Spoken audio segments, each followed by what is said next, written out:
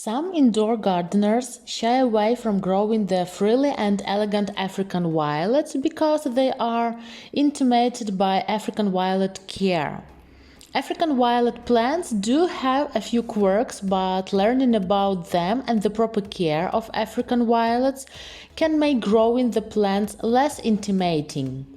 When you learn how to grow African violets, you can add several to indoor spaces for bright and cheerful blooms when the outdoor landscape is mostly brown and bare.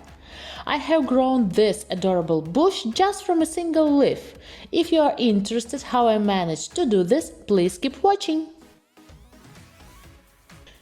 Hi guys, thanks for clicking on this video. In today's episode I'm gonna show you how I grow my African violets from a single leaf. Well, actually there are a few methods how to grow violets, but I prefer this one.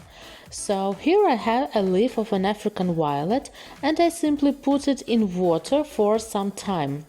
After 3 or 4 weeks, it depends on the conditions, I can see roots and babies in the water. It means it is time to plant it in the pot.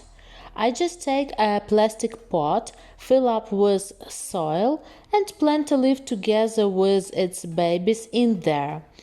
At this stage, watering is very important because it is very easy to overwater a plant. The mix should be moistened, not too soggy, or the leaf will rot. Make a narrow hole in the mix, push the leaf petiole into this hole and ferment rooting mix around it. Then place this in a bright place with moderate temperature, no direct sun or very warm locations, since this may cause the leaf cutting to rot or burn. African violets are very easily propagated from leaf actually. Even unexperienced growers can quickly produce additional plants and expand their collection. And here I will show you one more method how you can grow African violets. Here I planted a leaf directly in the soil and have made a small greenhouse for it. After almost a month, babies came out of the soil. That means that everything is good and soon I will have much more flowering violets. The soil I use is simple potting mix. After my violets grow bigger, I change the soil to more nutrient. Also, for lush blooming, I feed my violets almost every time I water them.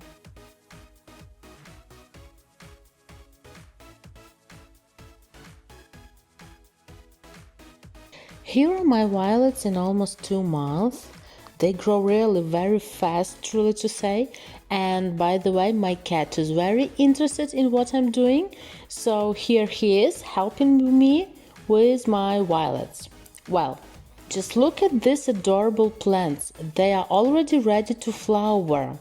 They are rather big, like my hand. That's just amazing. So I'm super excited about my violets and I'm waiting for their blooming impatiently. They were also a favorite plant to bring home, and in the years I've spent caring for these tough yet delicate plants, I've learned the ins and outs of the African violet.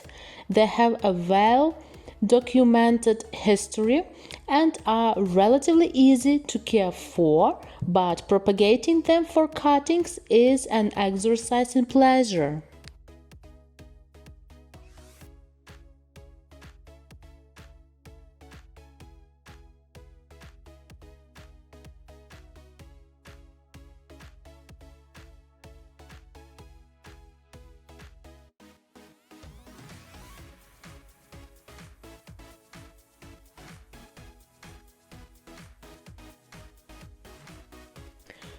And here are my violets in 2 more months. Oh gosh, just look at them. They are fantastic. I can't even imagine they will be so beautiful. By the time you've finished watching this, you'll be armed and ready to start your own African violet assembly line. In my long list of favorite plants, the African violet sits comfortably somewhere near the top.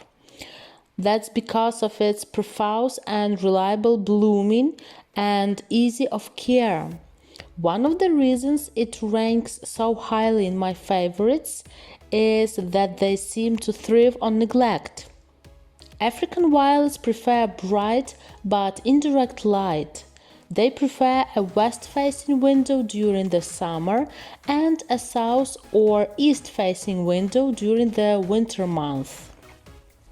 Perhaps more than other house plants, St. Paulia benefits from a quarter turn or so every week to adjust what areas of the plant are receiving sunlight. Watering is the area where African violets are most temperamental. There are a few important tips to keep in mind. Never use cold water. Violets do not react well to cold water. It can cause their roots to shrivel and their foliage to die off. Room temperature water is ideal for African violets. The second thing, never get the foliage wet. Water on the foliage can cause dieback, leaf spotting, or other problems. One of my favorite aspects of St. Paulia is that repotting is generally not required and often is discouraged. The plants actually bloom more powerfully and regularly when root-bound. If repotting is necessary or desired, aim to do so in the spring of the year. If your plant has pale leaves with long stalks, that means that the temperature has dropped too drastically. This typically happens to plants left near a window during the winter months.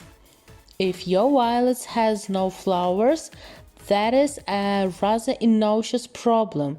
A lack of flowers typically indicates that the plant is getting too little light.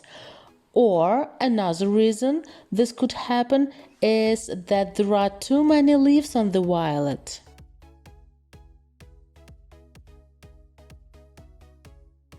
I love African violets. How are your cuttings doing? Please share with me in the comments below, and if you love home propagation, don't forget to subscribe to this channel and give this video a thumb up. See you very soon. Bye bye.